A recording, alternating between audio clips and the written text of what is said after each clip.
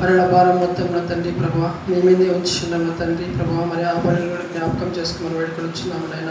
అయా మరి వివాహం అంతవరకు నా తండ్రి ప్రభావ మీ తోడు నా తండ్రి, మీ యొక్క నడిపింపు నా తండ్రి, మీరే ఆలోచన చెప్పిన తండ్రి ముందుకు నడిపించమని వేడుకొని వచ్చినాము నా తండ్రి. అట్టి బలాన్ని, అట్టి శక్తిని, అట్టి వివేచన, అట్టి జ్ఞానాన్ని మాకు దయచేయమని వేడుకొని వచ్చినాము నాయన. అలాగే నా తండ్రి ప్రభావ మరి చిరు వచ్చిన కొద్దిని జ్ఞాపకం చేసుకోమని వేడుకొని వచ్చినాము నా తండ్రి. అయా మరి నా పక్షముగా బూరగా ఉండి నా తండ్రి ప్రభావ మరి నిన్ను గురించి నా జ్ఞానాన్ని నా తండ్రి మరి అనుదినము నా తండ్రి ప్రభువ మాకు నా తండ్రి అందిస్తున్న విధానం బట్టి మీకు స్తోత్రం చెల్లించుకుంటున్నాము నాయన. మరి అందుకున్న తండ్రి ప్రభావ మరి ఉంచిన మధ్యవర్తిని బట్టి కూడా మీకు స్తోత్రం చెల్లించుకుంటున్నాము నాయన. అయా తండ్రి మరి టీచర్ని కూడా ఇంకా బలంగా సేవలు వాడుకున్న తండ్రి మరి నా తండ్రి మరి బలాన్ని, శక్తిని నా తండ్రి ఇంకా అధిక జ్ఞానంతో నా తండ్రి ప్రభావ ముందు పోవాలని కృప దయచేయమని ఈ యొక్క ప్రార్థన ప్రభువు రక్షకుడైన నజరేయుడైన యేసుక్రీస్తు అతి పరిశుద్ధ నామంలో అడిగి వేడుకొని పొంది ఉన్నాము మా పరమ తండ్రి.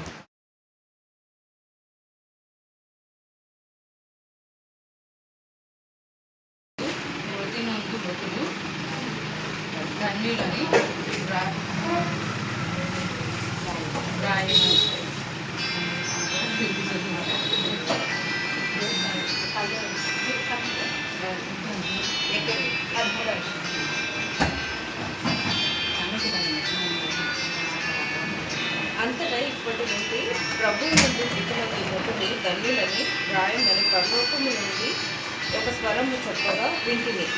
నిజమే, వారు తమ ప్రయాసము వారి విశ్రాంతి పొందుదురు. వారి క్రియలు వారి వెంట పోవునని ఆత్మ చెప్పుచున్నారు. దేవుడు నాకు గురించి ఆశ్రయించుగాక.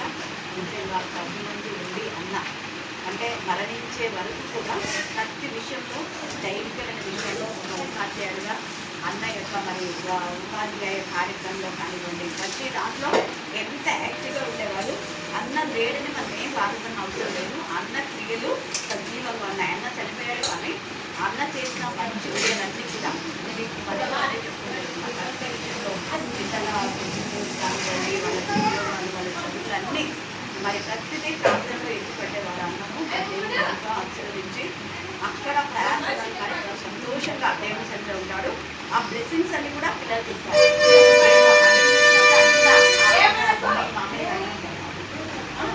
కాబట్టి దేవుడు తన మరి అభిని అజయ్ని అనితను తర్వాత చూసిన పిల్లలు కూడా విశ్రాంతిని ఆశీర్వించి కార్యక్రమం కనుక మరి అది జరుగు కాక ఆమె ప్రేమ నమ్మకం తండ్రి కృప ప్రేమ మహోదయమైన ప్రశస్తమైన మీ సన్నిధానాలకు బలించబడిన గనులుగా రకానికి ఎంతో చూపించడం కూడా కరెక్టే. దేవ అజయ్ వివాహ విషయంలో నా తల్లి ఎంతో శ్రద్ధ తీసుకున్నా తల్లి. దేవ నా ప్రభ ఒక కోడలుగా కాక ముందుగా దేవ నా ప్రభ ఇంటికి రావాలనుకున్న అన్న ఆశయాన్ని నేను నెరవేర్చున్నాను. ఇద్దరి కోడలు నా ప్రభ మీరు దయచేసుకోవడం వారికి మాత్రగా ఏంటికి మీరు అనుగ్రహించిన విధానం బట్టి మేము స్థుతిస్తున్నాం. మరి అనిత ఒక్కగాను కుమార్తెను ఎంతో ప్రేమించిన ప్రభ విడవిలో దేవ నా ప్రభ అన్న చేసే ప్రతి ప్రయత్నంలో మీరు తోడుకోండి. ఆమె ఒక పైన ఆధారపడే జీవితం మీరు ఇచ్చినందుకు నేను స్థుతిస్తున్నాను. అలాగే అవి కూడా నా ప్రభ బ్యాంకులో ఉన్నప్పటికీ నా తండ్రి దేవ కంపెనీలో నా తండ్రి అన్నిటికంటే ఉన్నత స్థాయిలో ఎక్కలేనంత ఎత్తైన కొండపైగా కుమారుడు మీరు ఎక్కించుకుని అదే కూడా మీరు జ్ఞానాత్మక ప్రేమించబడతాం. అదే మీరు ఆశీర్వించారు. ముఖ్యంగా ఇద్దరు కుమార్తెలు దేవ నగరునే తెచ్చుకున్న మూల స్తంభంలాగా ఉండటానికి మీకు ప్రోత్సాహం. దేవ విశ్రాంతికి నెమ్మది సమాధానం కన్నులో ఉన్నా ఎక్కడున్నా అవిడతో కూడా మీరు ఉన్నారు. దేవాన్ని సన్నిధిగాన్ని బిడ్డలు తోడుగా ఉన్నారు. మీరు ఉన్నారు తెలుస్తున్నాం. ఈ కార్యక్రమం అంతా కూడా ముఖ్యంగా వర్షం ఈ అధ్యయనంలో ఉంచుకొని నిరాటంగా కార్యక్రమం జరగడానికి మీకు ఇచ్చింది. దేవా కనికరించండి. దేవ సాయం వేళ పెట్టుకున్నారు దేవా కనికరించండి. సైమన్ అంకుల్ యొక్క మెమోరియల్ ఎంతో మాత్రం జరిగించినారు. అయిపోయిన తర్వాతనే మీరు వర్షం ఇచ్చినారు. అలాగనే నిజమైన మా ప్రభా ఈ యొక్క కార్యక్రమం అయిపోయిన తర్వాతనే మీరు మా ప్రభా ఏదైనా మీరు చేయగలరు. మీరు అసాధ్యం ఏది కూడా నా ప్రభ మాత్రమే మరి ప్రతి విషయంలో నీకు ఉపవాసం దయచేయండి. ఆశీర్వాదంగా పరిశుద్ధంగా జరిగిస్తున్నందుకు మేము స్తుతిస్తాం. అనేక పెద్దల ఆశీర్వాదం పిల్లలకు దయచేయండి. వేస్తున్నాం ప్రార్థిస్తున్నాం తండ్రి. ఆమేన్, ఆమేన్, ఆమేన్. చూడండి, అందుకే వాక్యంలో తేటగా రాయబడింది, పరిశుద్ధాత్మతో నింప. ఎంత మంచి ఉన్నానో అలాంటి వ్యక్తిని కాకుండా వేరే వ్యక్తిని ఎందుకు చేసుకుంటా అల్లా. చూడండి, వేరే వ్యక్తిని పెళ్లి చేసుకుంది. ఎన్ని నీచమైన పనులు. తండ్రితో గద్దించలేదు. భర్త పైన అబద్ధం చెప్పింది. భర్తను అర్థం చేసుకోకుండా హేళన చేసింది. అక్కడ తప్పించడం అదొక్కటే మంచి పని ఆమె చేసింది. ఇంకేం మంచి లక్షణాలు లేవు. ఆమె పెద్ద పనికి వాళ్ళని వాళ్ళ ఆయనకు తెలుసు కాబట్టే మీ కాలం చేస్తే బాగుంటుంది అనుకుని చేసినాడు. కానీ ఆ ఊరి ఆయన కుటుంబానికి వచ్చింది. ఒకటి తలిస్తే నీకు ఇంకోటి వస్తుంది. నేను నెత్తి ఇక్కడైతే ఎంత చక్కగా పశుప్రాయుడు అని అంటున్నాడు. మీ కాలు తన తప్పు తాను మాట్లాడుకోలేదు, తెలుసుకోలేదు. కింగ్ సౌలు తన తప్పు తాను తెలుసుకోలేదు. ఇక్కడ ఆగురైతే దేవా నేను పశుప్రాయుడు అని దేవా కనుక చదవా. నరులకున్న వివేచన నాకు. చూడండి, నరులకున్న వివేచన నాకు లేదు అంటే నరులకు కూడా ఈక్వల్ చేసుకోవట్లేదు ఆయన. నేను జ్ఞానాభ్యాసం చేసుకున్నవాడని, నేనేమి చదువురాని మోటోని అంటాడు. జ్ఞానాభ్యాసం నాకు లేదు. పరిశుద్ధ దేవుని గురించిన జ్ఞానం పొందలేదు. పరిశుద్ధ దేవుని గురించిన జ్ఞానం కూడా నాకు ఎవరు అంటే ఎవరైనా నాకు బోధించలేదు నాకు ఎవరు అని ఇక్కడ అర్థం. ఆకాశంలోకి ఎక్కి మరలా దిగిన వాడెవడు. ఆకాశంలోకి ఎక్కి మరలా దిగిన వాడెవడు. తన పిడికిలతో గాలి. చూడండి, ఇదంతా దేవుడే కదా. ఇంత చదువు రాదన్నటువంటి ఇంత తగ్గించుకున్న యాగురు ఎంత జ్ఞానంతో మాట్లాడుతున్నాడు. ఆకాశం నుంచి దిగిన వాడు ప్రవచన రూపకంగా యేసయ్య దిగి వస్తాడు. ఆకాశం మేఘారుడు అయిన యేసయ్య మానవాకారంలో మమ్మల్ని రక్షించడానికి వస్తాడన్న ప్రవచనం ఆగురు చెప్తున్నాడు. పరిశుద్ధుడైన అన్న ఆగురు, నాకు చదువు రాదన్న ఆగురు ఎంత తేటగా మాట్లాడుతున్నాడు. తన పిడికిలతో గాలిని పట్టిన వాడేవాడు ఎవ్వరు ఇది రాయలేదు. అసలు దీంట్లో ఎంత జ్ఞానం ఉందంటే అంత జ్ఞానం ఉంది. సొలొమోను జ్ఞానవంతుడే, కానీ అంతకంటే మర్మంతో దైవ జ్ఞానం ఇక. సొలొమోనుకు జ్ఞానం ఉంది, దైవ జ్ఞానం అంతగా లేదు. ప్రజల నేలే జ్ఞానం ఉంది, ప్రజల న్యాయం తీర్చే జ్ఞానం ఉంది ఆయనకు. కానీ ఇక్కడ ఆగురుకు దైవికమైన జ్ఞానం ఉంది. జ్ఞానం లేదని అన్నాడు, తగ్గించుకున్నాడు. ఎంత మన వాళ్ళు కొంచెం జ్ఞానం అంటే రెవరెండో విషయంలో అది ఇది డాక్టరేట్ ఎన్ని వేసుకుంటాడు. ఇక్కడ ఆగురు వేసుకోవాలా. ఇంత జ్ఞానవంతుడు అయినా కూడా విద్య లేని పామాడు అంటున్నాడు, చదువు లేదంటున్నాడు, పశుప్రాయుడిని అంటున్నాడు. ఎన్ని మూల అంశాలు మాట్లాడుతున్నాడు. చదువు. తన పిడికిలతో గాలిని పట్టుకున్న వాడెవడు. తన పిడికిలితో గాలిని పట్టుకున్న వాడెవడు. బట్టలో నీళ్లు మూట కట్టిన వాడు. బట్టలో నీళ్ళు ఎవరైనా మూట కడతారు. ఎంత జ్ఞానంతో అసలు అది చదివి కట్టం చేయండి, మన బుద్ధి మాత్రం. తర్వాత భూమి యొక్క దిక్కులన్నింటినీ స్థాపించిన వాడేవాడు. దిక్కులు ఆయనే కదా. తూర్పు ఇవన్నీ ఆ గ్రంథాల్లో లేవు. ప్రపంచంలో ఉన్న గ్రంథాలన్నీ తీసుకొస్తే దిక్కులను స్థాపింది నేనని చెప్పే ఒక దేవతలు లేరు. మన దేవుడే దిక్కులను చేసిన వాడు, సూర్యుని నక్షత్రాలు చేసిన వాడు, ఆకాశంలో విశాలం వచ్చిన వాడు, సముద్రంలో మరి చేసిన వాడు, అన్ని ఆయనే.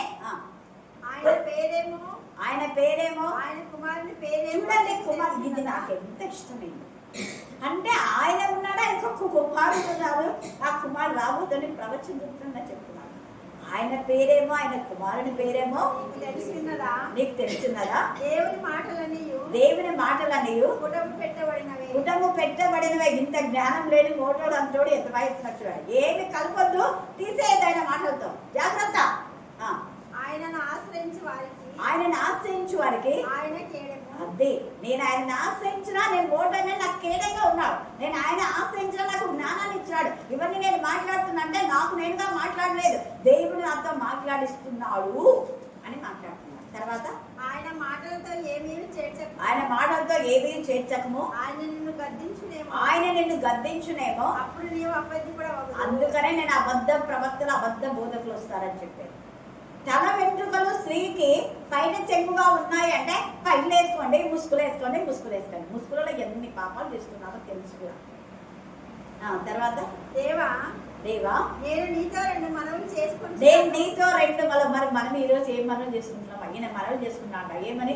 నేను చనిపోక ముందు వాటిని నాకు నేను చనిపోక ముందు వాటిని నాకు దయచేయము, వ్యర్థమైన వాటిని అబద్ధములను నాకు దూరంగా అదే ఈ రాత్రి మనం కూడా ఈ నిర్ణయం తీసుకున్నాం. వ్యర్థమైన వాటిని చూడకుండా, వ్యర్థమైన మాటలు మాట్లాడకుండా, వ్యర్థమైన వినకుండా, వ్యర్థమైన పనులు చేయకుండా, వ్యర్థమైన నడక నుంచి మనం విడుదల పొందాం. అబద్ధపు నడక, అబద్ధపు చూపులు, చూసి చూడలేదనడం.